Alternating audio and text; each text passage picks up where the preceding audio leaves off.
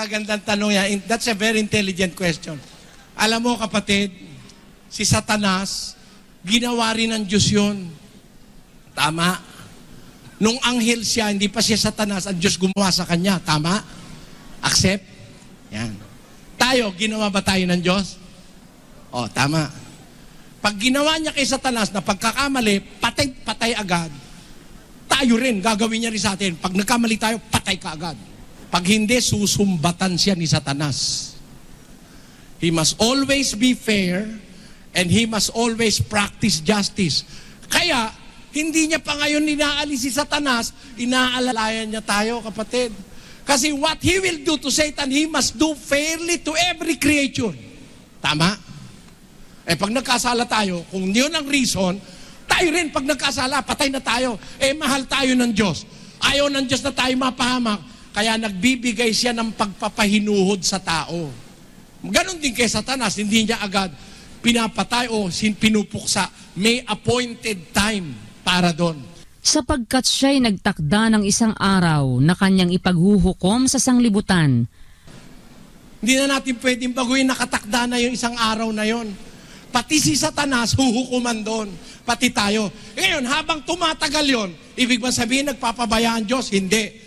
3:15 ng ikalawang Pedro ang sabi ganito. At inyong ariin na ang pagpapahinuhod ng ating Panginoon ay pagliligtas. Ang long suffering ng Diyos ay pagliligtas. Hanggang hindi pa siya nagpaparusa, gusto niya pa tayong magsisi. Gusto niya pa tayong maligtas. Ayan. Kaya huwag tayong umabuso. Ang ginagawa ng ibang tao, kung hindi agad nagpaparusa ang Diyos, umaabuso naman. Ecclesiastes 8:11. Basa. Sapagkat ang hato laban sa masamang gawa ay hindi isinasagawa agad.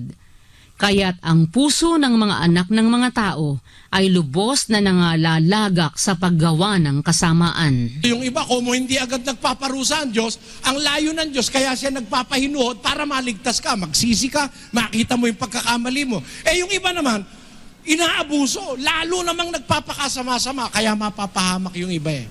Ganon din si Satanas. No?